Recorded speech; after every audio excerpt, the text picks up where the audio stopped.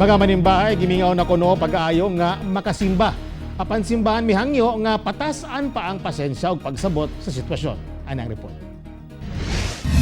Bit-bit ni Ginang Delfa Nietes ang bagong napalit nga imahen sa itom nga Nazareno ug krus gawa sa San Pedro Cathedral aron paminditahan unta. Gimingaw na kuno kayo siyang makasimba sukad nagsugod ang community quarantine sa Davao City.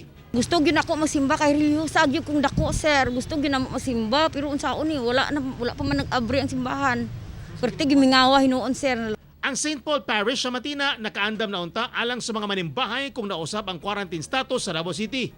Apan gihangyo sa Archdiocese of Davao nga maminaw na lang una sa radyo sa ipahigayong misa o kaha mo tan-aw sa live streaming sa social media.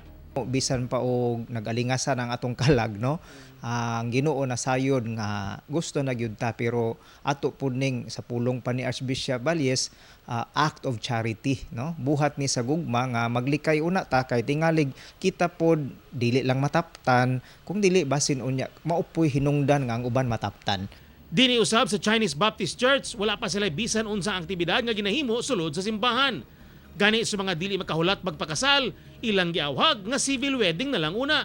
The church should be a model to obey government policies. So as long as it is not encroaching to the freedom of worship, pero we understand that. So we will abide with the mayor's executive order. We will do our best to follow health protocols. Alang usab sa ubang relihiyon ug mga kaigsoonang Muslim, wala gyapon gitugot ang magsambayang sa mga moske. Gihawag na lang sa mga balay na lang una magampo.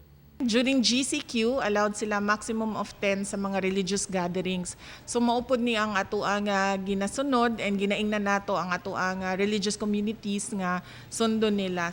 Kauban si Jojo Solarte sa kamera. Ako si Teco Campo para sa One Mindanao.